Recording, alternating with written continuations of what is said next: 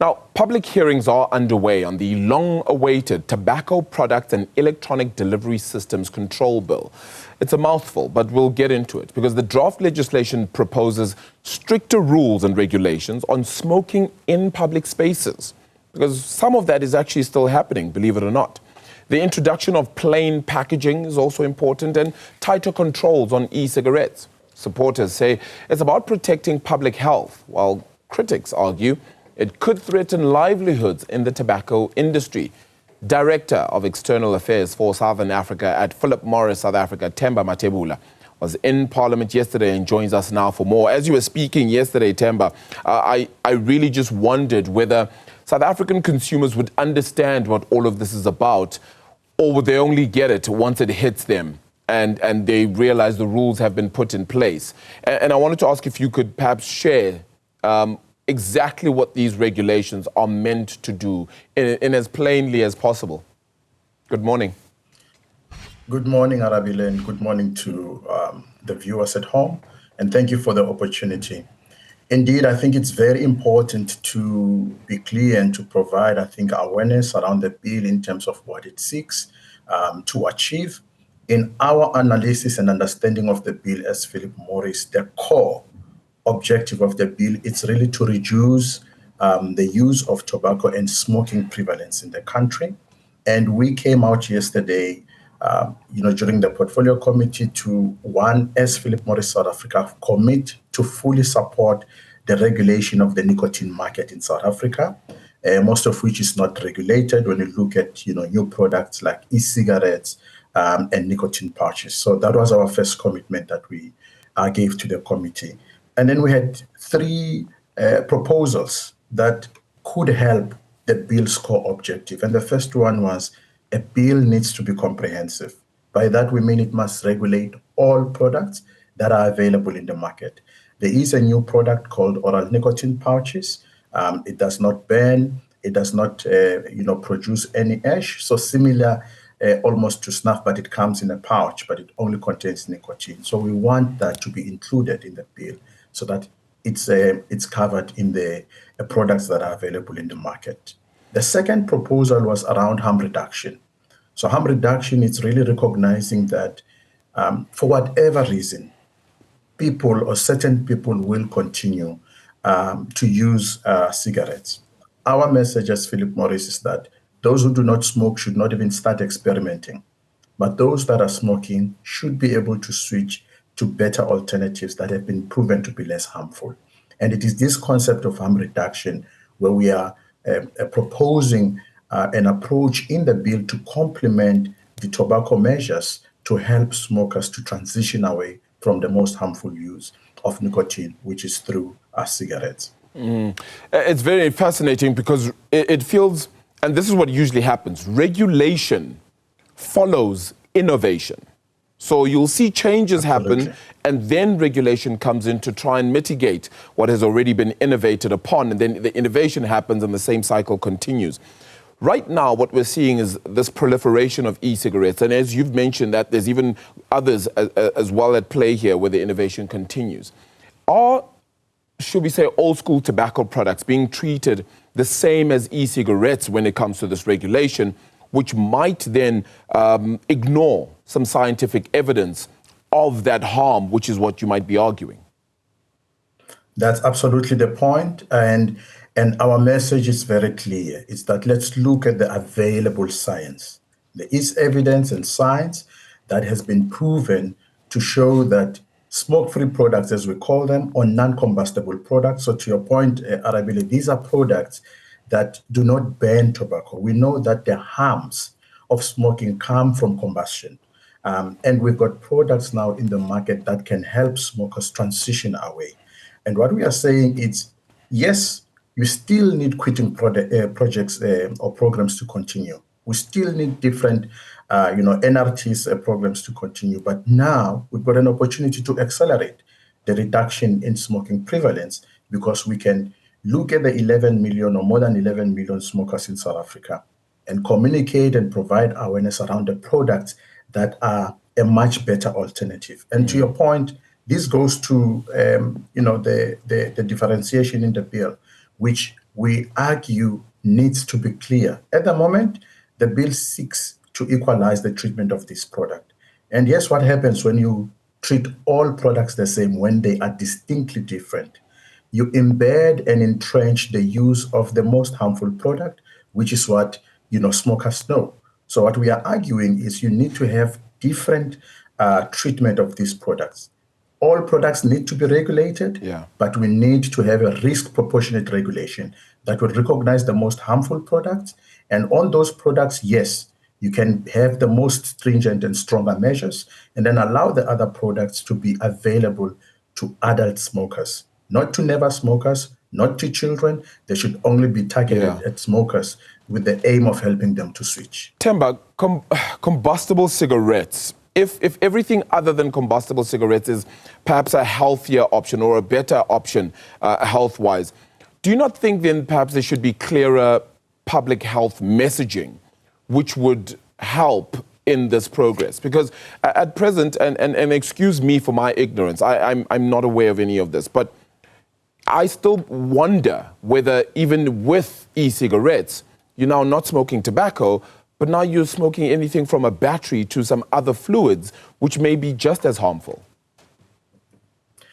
We need standards, we need regulations, and regulations can set these parameters in terms of how these products need to look like when they are allowed into the market. So your point one on health warnings, we are in support. We are in favor of health warnings for all products. There must be appropriate health warnings for each product. So you cannot, again, equalize and lump them the same. But the second point that you mentioned could easily be addressed through standards and regulations. So, for example, yesterday I gave these examples of vapes that we see in the South African market, but also across the world. And what we are seeing in South Africa, for example, it's a proliferation of unregulated products because there is currently no regulation for vapes. So what you want is to introduce regulations and standards that one can, among other things which the bill currently does not do, set nicotine limits for these products so that they are at levels that are safe for human consumption. Yeah. The other thing that you can look at, of course, is the packaging of these and labeling of these products. There's a lot of products, Arabile, branded Coca-Cola, branded gummy bear, sweets or candy. We are against such products because clearly they are aimed and targeted at youth or children. Our aim is to have strict and appropriate regulations that allow for this product to be kept away from the youth while encouraging adult smokers to switch to these better alternatives for their health. Yeah. Look, there's also been commentary that you've called the bill a missed opportunity to encourage switching to smoke-free products. One might say that that would be your responsibility as opposed to government, whose aim is to ensure that you have a healthier society, and they may not necessarily say smoke-free products are the way to go. And I'm not counting on either or. I'm just saying that that might be what they would reply with. At the same time, though, the bill is also looking to curb smoking rate, so less people smoking, or at least smoking less. And yet, of course, this could be economic fallout for an industry like yours. Would you be willing to accept short-term losses at the very least because of something like this? Absolutely. As Philip Morris Arabila, we have committed to our Vision 2030, which is of a smoke-free future. And we believe a smoke-free future is possible in South Africa. And in simple terms, what it means is we are committed to accelerate the end of cigarette smoking in South Africa. And that on its own, it's a self-disruption. It's a cigarette company coming out and say, we don't want to sell cigarettes anymore. What we are asking for or proposing in the bill, it's care to smokers.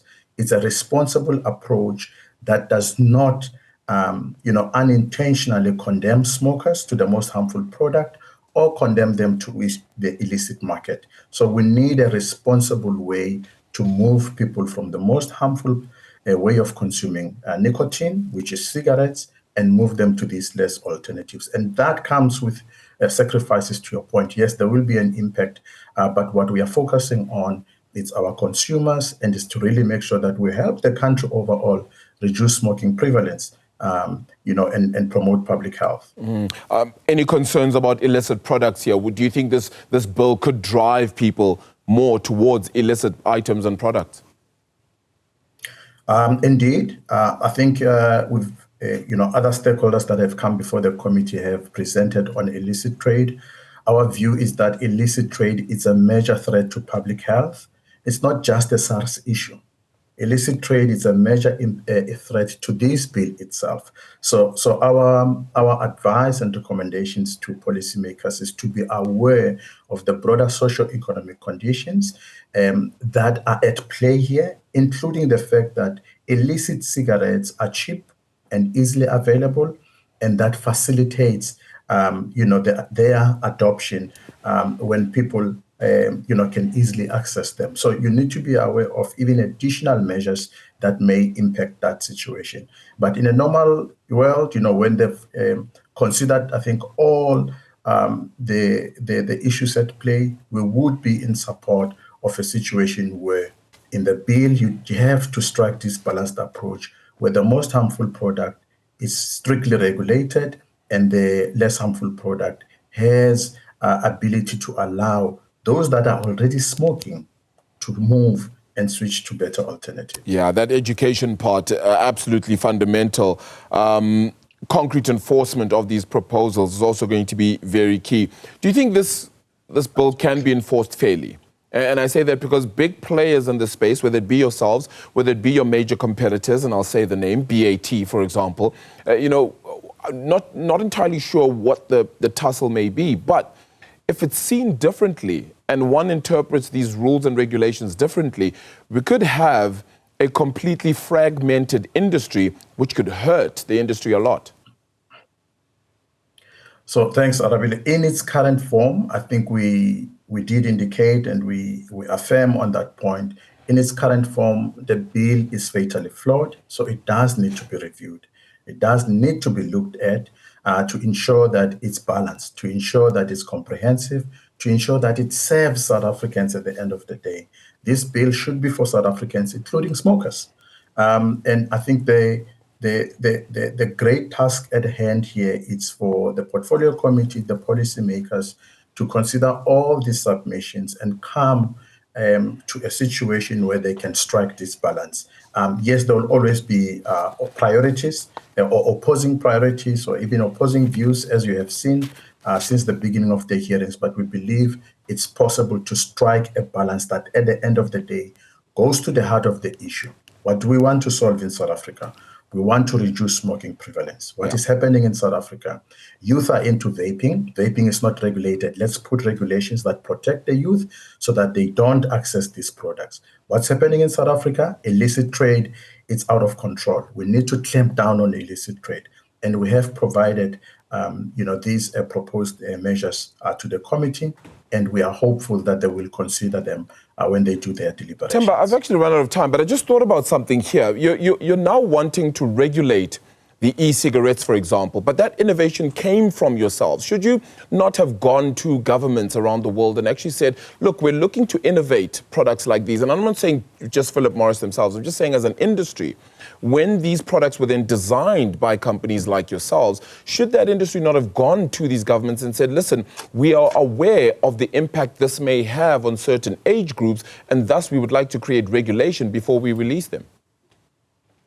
That's exactly what we do. In fact, in Philip Morris, where there are no regulations for the products that we offer in the market, we hold ourselves to a higher a standard. So we have our own measures. So, for example, making sure that these products are not marketed to youth, making sure that these products have appropriate health warnings, appropriate labeling, are not attractive to youth, but only targeted at smokers. But beyond that, we do approach regulators, we do approach government and inform them of the products that are available.